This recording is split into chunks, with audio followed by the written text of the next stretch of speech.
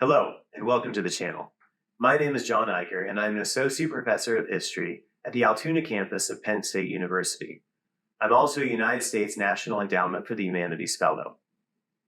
The title of this lecture series is Modern Western Civilization, 1500 to Present, From Dawn to Decadence to Disillusionment.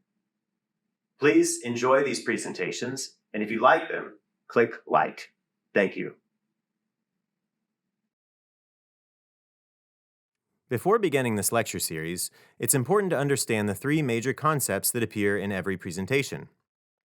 These concepts are summarized as the ABCs of modern Western civilization, and they stand for abstraction, bureaucracy, and control.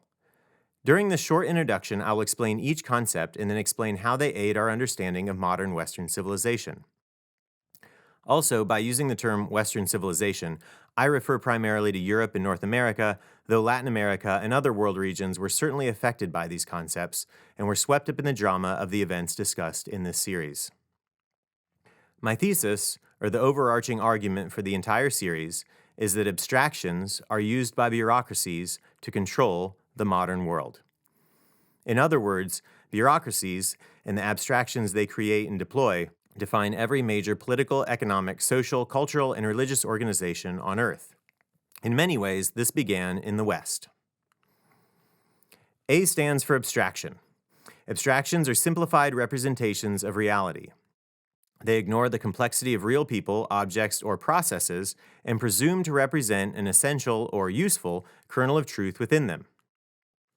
Abstractions are everywhere. From your Facebook profile to cherry-flavored soda, abstractions are so pervasive that we often confuse them with reality. Here are a few examples. Maps. Maps are not real places, but ideas of real places. For instance, a map doesn't tell you what the place is like when it's raining or what kind of wildlife you may encounter.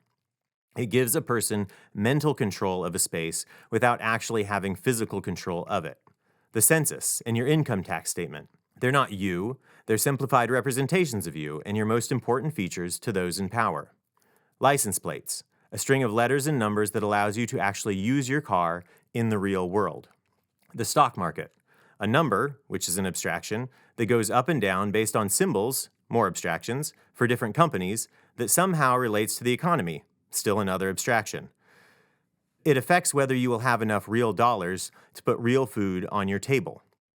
So this abstraction and thousands more besides have tremendous power in the real world. Liberals, conservatives, these are abstractions because they reduce and impoverish the eclectic views and experiences of real people, who constitute an incredibly diverse society. Now, as you may guess, a society of millions of people is itself an abstraction. In the pre-modern world, average peasants didn't really think about their society or their nation. They mostly thought about their village or community. Even your personality is an abstraction, INFP, ESTJ, and the algorithm that administers your personality test when you apply for a job. The algorithm is not interested in the complexity of you, it's interested in a simplified version of you presented to it through a computer interface. The internet, it's one big abstraction. The reality of the internet is trillions of ones and zeros, which are also kind of abstractions, stored on hard drives in massive climate-controlled warehouses across the world. Finally, canned food and fast food. Tomato paste, for example, is the idea of tomato. It tastes the same if it comes from Kroger or Whole Foods, or whether you buy it in Florida or Alaska. It tastes the same in 1984 as it does today. Time and space mean nothing to the idea or the abstraction of tomato. Now, if you go out in a field, all real tomatoes taste different, even those that grow on the same vine. One more thing, full disclosure. I must admit here that Western civilization is itself an abstraction. After all, what are the exact geographic limits of Western civilization? When exactly did it begin? Who belongs and who doesn't? The reality of Europe and North America over the past 500 years is much more complex and complicated than the abstraction of Western civilization. B stands for bureaucracy. Bureaucracies are a pretty straightforward concept, so I won't belabor the point. We encounter them all the time, every day. Bureaucracies record and recall abstractions about humans, their systems, and the world to manage people and make the future more predictable. They all but literally make the modern world go round. Here are a few examples. Governments of all kinds. It doesn't matter if a government is a dictatorship, a democracy, ruled by a committee of communists, or a hereditary monarchy. They're an ideologically ambivalent and equal opportunity asset. All governments in the modern world, and especially in the Western world, are bureaucracies. To provide an analogy, bureaucracies are like a governmental boat or ship, with a president or dictator pedaling an exercise bike on top of it. The bike's chain is attached to the propeller. The leader is in a very visible position. They make decisions and appear to move the boat, but the bureaucracy is the actual weight of the boat, the substance, the thing that gives those decisions power. Corporations, educational institutions, and religious organizations are also bureaucracies. From a multinational bank to a chain of restaurants like Outback Steakhouse, to Notre Dame University, which itself is affiliated with another bureaucracy, that of the Catholic Church.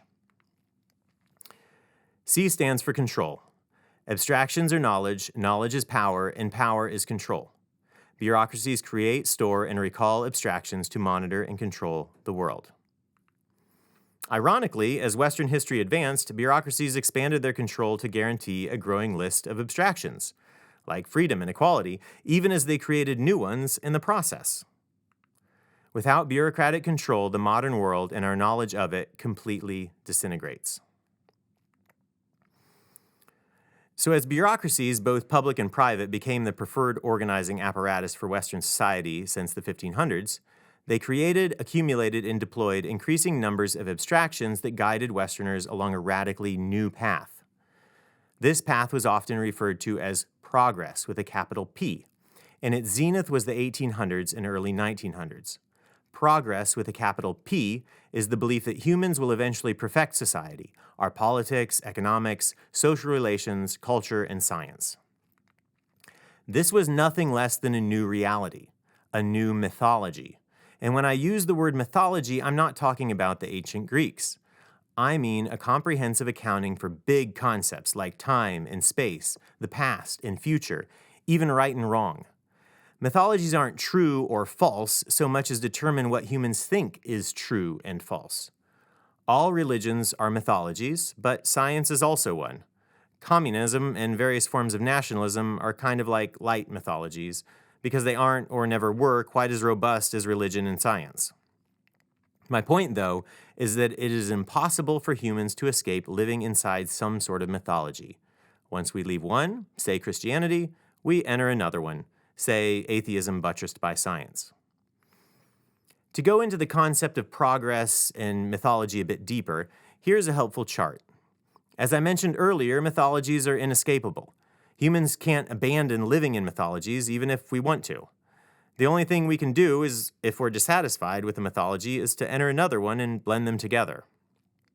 Humans want, they're actually compelled, to understand and explain the universe. Thus, they are compelled to live in a mythology.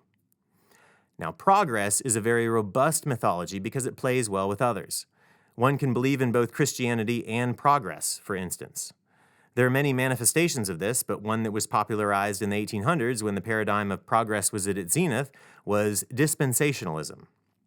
The belief that God divides time into eras, and we're now living in the last of these eras. One thinks of the end times here, or missionary efforts to translate the Bible into every language and save everyone on earth. Progress even plays pretty well with Islam. For instance, what's called the Tanzimat, or religious reform in the Ottoman Empire, also during the 1800s.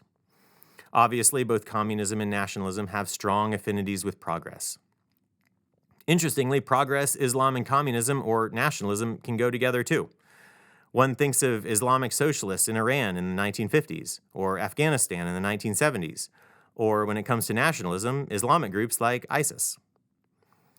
Needless to say, progress plays very well with Christianity and nationalism. For instance, the notion that God has guided the United States to be the greatest country on earth, the symbol of Christianity's ultimate triumph. In fact, there's no limit to the amount of blending humans do when it comes to mythology. Westerners over the past 500 years have increasingly been granted the freedom to make up our own individual mythologies. If you're looking for examples, just open up any social media platform and start scrolling. Now, I want to be clear. Mythology is not a bad word, and I'm using the term in strictly the most neutral way possible, as a descriptor. I'm especially not trying to diminish anyone's worldview because I, too, live in a mythology. My point is that the concept of mythology is very useful for understanding why different groups of people hold and blend different worldviews and beliefs. As an intellectual exercise, the concept of mythology helps us escape being ensnared by any particular expression of truth. For the sake of comparison, it puts them on the same plane in order to help us understand how different concepts of truth function the same way. Another point here is that we should never confuse mythology with history. On one hand, mythologies give humans a sense of unity, a sense of shared purpose, which is essential for a stable and functioning society. However, mythologies often fudge, overlook, or downplay historical facts to achieve that unity. On the other hand, history tells us when and how we went wrong as societies, and also how we could do better. But history generally creates a lot of divisions in society, which means that we still need mythology to keep us together. Take slavery, for example. There are a lot of people who are uncomfortable reckoning with slavery's role in American history. They want an American mythology that ignores or downplays that event and its repercussions, thereby emphasizing American unity. Others are rightfully angered by this and want to use history to show how horrible America has been to its own people and others via slavery, imperialism, and the treatment of women, child labor, abuses towards the poor, and the working class. But if we only focus on these divisions, where's our unity? What are we even doing together? These statements are true on a personal level too. I have a mythology about myself and the things I've done that is probably somewhat historically inaccurate, but it makes me feel like a whole person. My loved ones sometimes have to remind me of my historical inaccuracies, which is a little jarring to my personal mythology, but those reminders help me become a better person. To put it another way, my point about mythology and history concerns ends and means. For mythology, the ends of social unity are more important than the means, historical accuracy. For history, the means, historical accuracy, are more important than the ends, social unity. Basically, we need an appreciation of both mythology and history in order to have a functioning society. Mythology keeps us together, and history keeps us from repeating our mistakes. To get back to my original point, before the modern era, Westerners understood concepts of time, space, past, present, right, and wrong using a Christian mythology, which was largely defined by the Catholic or Orthodox churches. But as time moved on, Westerners increasingly turned to science to explain and define the world.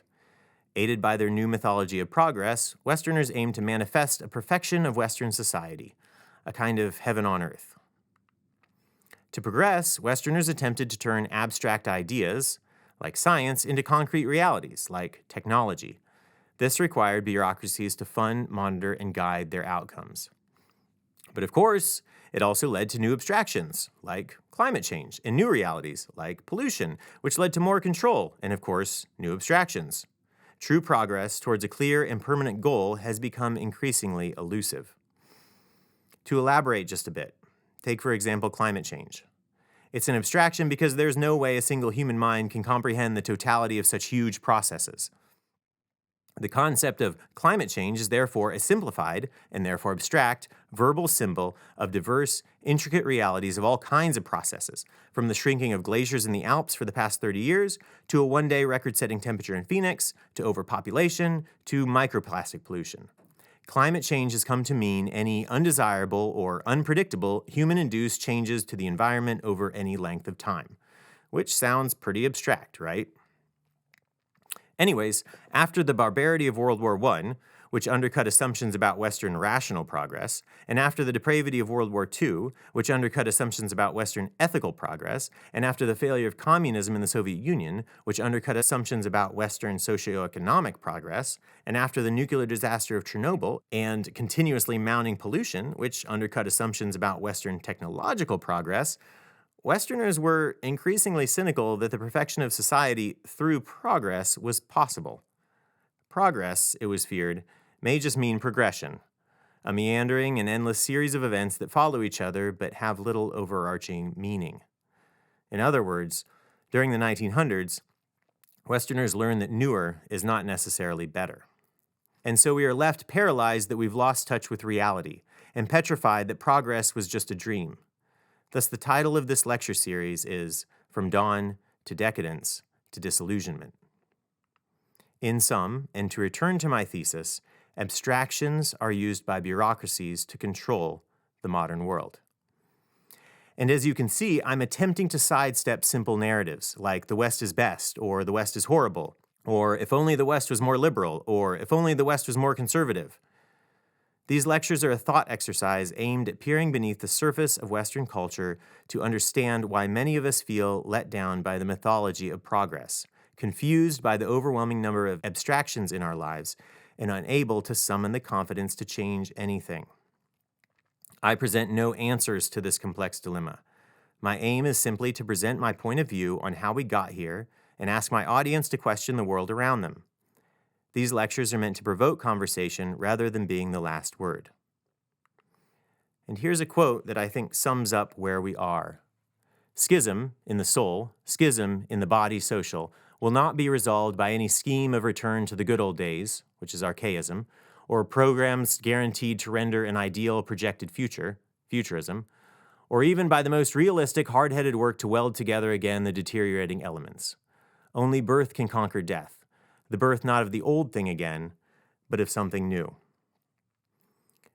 As we move through the first 4 lectures, from the Renaissance and Reformation in the 1500s until the first and second industrial revolutions in the 1800s, you will see these concepts appear at the bottom of the slideshow.